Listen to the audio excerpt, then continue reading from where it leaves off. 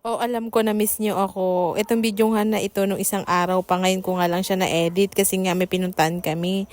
Galing nga kami sa may Pangasinan kasama nga yung pamilya ko kasi nga meron nga kaming inasikaso doon. Kababalik nga lang din namin kahapon kaya naman napagod talaga ako at hindi na nga ako nakapaggawa ng content. Kaya naman mga ate ko, pasensya na nga kayo kung hindi nga ako nakakapag-update kasi nga alam nyo naman na marami nga din akong ginagawa sa personal na buhay ko at hindi ko na nga pwedeng banggitin dito. Kaya naman itong at babawi nga ako sa inyo kasi alam ko naman na marami nga naghihintay at nag-aabang nga sa susunod na kabanata ng kwento ko.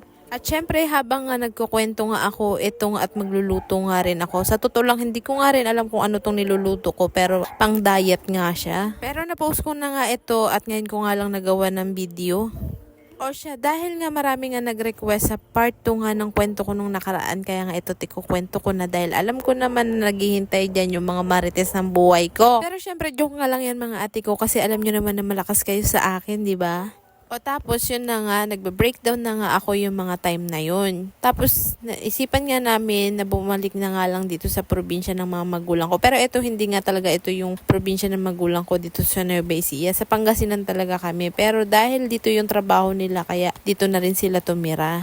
Yung mga oras na nga na yun ay walang-wala na nga talaga kami ng budget. Kaya nga naisipan na nga lang din namin umuwi ng probinsya. Pero dahil nga wala kaming budget, kaya naman naibenta namin yung mga gamit namin. TV, washing machine, PS3, kama. At alam mo ba yung kama nga na yun, bagong-bago nga at medyo mahal nga rin pagkakabili ko. Kaya lang, yung time na yun ay walang-wala na nga rin kami at awang-awa na nga rin ako sa sarili ko. Dahil nga naibenta ko nga lang yung mga gamit ko sa murang halaga. Kaya naman alam nyo ba mga sister ko ay talaga namang na-stress ako ng mga time na yun. Tapos andyan na nga yung sunod-sunod na nga dumadating yung mga problema. Buti na nga lang nakalikom na nga kami ng pampamasahe namin. At syempre dahil nga bawal nga noon ng magbiyahe, kaya naman kailangan nga namin mag-arkila nga ng sasakyan. Tapos yun nga, buti na nga lang ay nakahanap nga rin kami ng masasakyan namin. Kasi sa totoo lang yung mga panahon na yun ay talagang pinagbabawal nga yung biyahe. Pero dahil nga meron nga silang pinatupad nga yung balik probinsya, kaya naman mayroong mga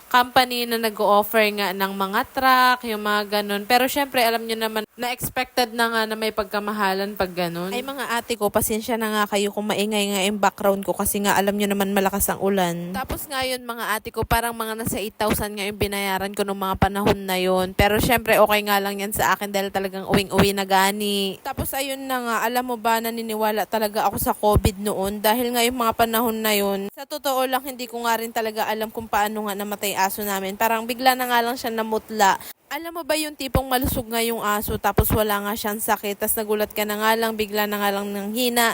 Isang araw nga lang yun. Pangalawang araw nga namatay na nga siya kaagad. Kasi nga talagang naniniwala nga ako sa mga kasabihan. Tulad nga ng sinabi nga nila na nararamdaman nga daw ng mga alaga natin kung meron nga daw panganib na darating. Kaya yun sila ang sumasalo. Sa totoo lang, dalawa nga yung aso ko. Pareho nga sila ng kinamatay. Ganun nga, bigla na nga lang silang namutla tapos nang hina. Tapos bigla na lang namatay. Kaya naman sa totoo lang mga ate ko, naniniwala nga talaga ako na iniligtas nga ako ng mga alaga ko dahil nga yung sakit na dapat para sa amin ay sila na nga lang yung sumalo. Kaya naman mga best friend ko, kung meron nga kayong alaga ay mahalin nyo nga, ituring nyo nga silang swerte dahil hindi naman yan sila salot.